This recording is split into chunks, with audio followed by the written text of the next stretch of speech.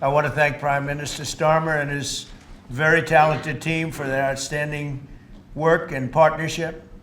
Today's agreement with the UK is the first in a series of agreements on trade that my administration has been negotiating over the past 4 weeks. With this deal, the UK joins the United States in affirming that reciprocity and fairness is an essential and vital principle of international trade. The deal includes billions of dollars of increased market access for American exports, especially in agriculture, dramatically increasing access for American beef, ethanol, and virtually all of the products produced by our great farmers. And our Secretary, as you know, of Agriculture is here. Brooke, thank you very much for being here. It's a good day. Thank you, sir. You'll let the farmers know.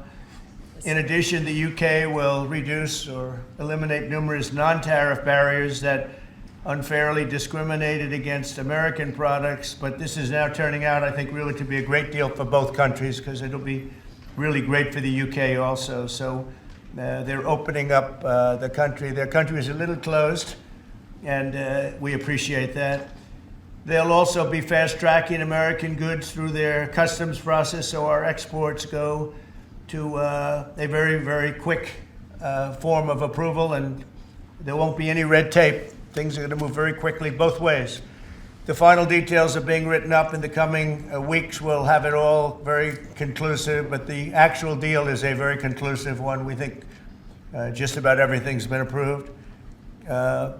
So good for both countries. Look, everybody wants to make a deal with the United States, and we're doing that, and we're going to make fair deals. Furthermore, in a historic step, the deal includes plans that will bring the United Kingdom into the economic security alignment with the United States. That's the first of its kind.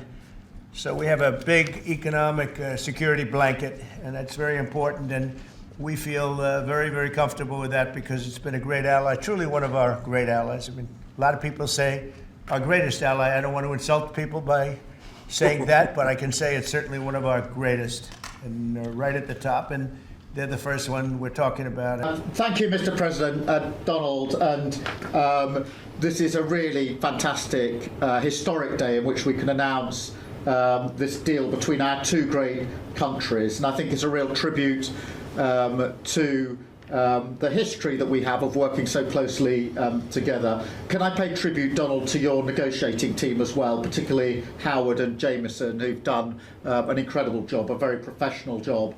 And my team as well. Two negotiating teams have worked at pace now for a number of weeks to bring in this deal today. Really important deal. This is going to boost trade between and across our countries. It's going to not only protect jobs but create jobs, opening market access. And as you say, Donald, the timing couldn't be more apt because not only was it 80 years ago today that victory came for Europe after and at the end of the Second World War, but of course on that day the UK and the US stood together as the closest of allies.